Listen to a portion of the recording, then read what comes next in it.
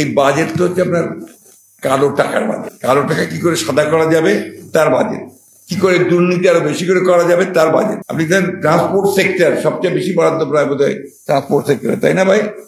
হ্যাঁ, ট্রান্সপোর্ট সেক্টরে চুরির সবচেয়ে বেশি সুবিধা, সেই কারণে ট্রান্সপোর্ট সেক্টরে বরাদ্দ সবচেয়ে বেশি। এবং আনপ্রোডাক্টিভ খাতগুলোতে ট্রান্সপোর্ট সেক্টরে আমাদের অবকাঠামো তৈরি হয় ঠিকই আছে, কিন্তু সেই অবকাঠামোতে আপনার উন্নয়নের দিকে এগিয়ে যেতে হবে।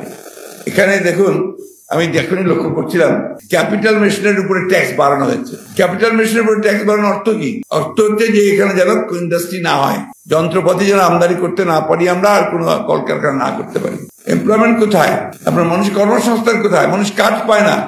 ঢাকা শহর থেকে আমাদের যারা এখানে ছোটখাটো ব্যবসা বাণিজ্য করতো, চাকরি টাকরি করতো, তারা সব গ্রামের দিকে চলে যাচ্ছে।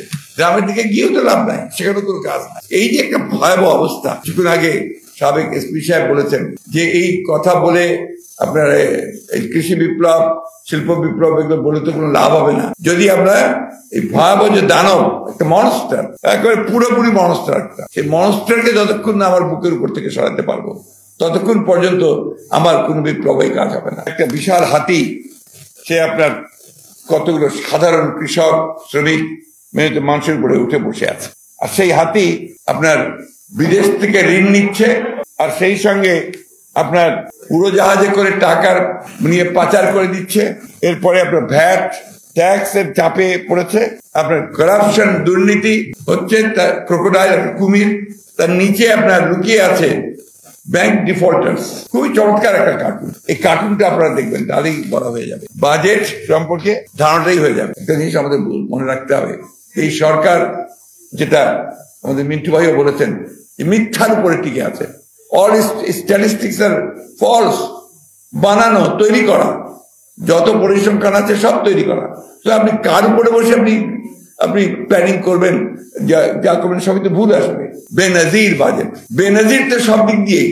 এখন বেনজির আমাদের পুলিশ অধিকর্তা ছিলেন, তিনি আমাদের সাবেক পুলিশ কর্তা, র্যাবের ডিজি ছিলেন, তিনিও যা ঘটিয়েছেন তাও বেনজির। এখন বাজেট হচ্ছে তাও বেনজির। সাবেক আর্মি চিফ ছিলেন, তিনি যে ঘটিয়েছেন সেটাও বেনজির।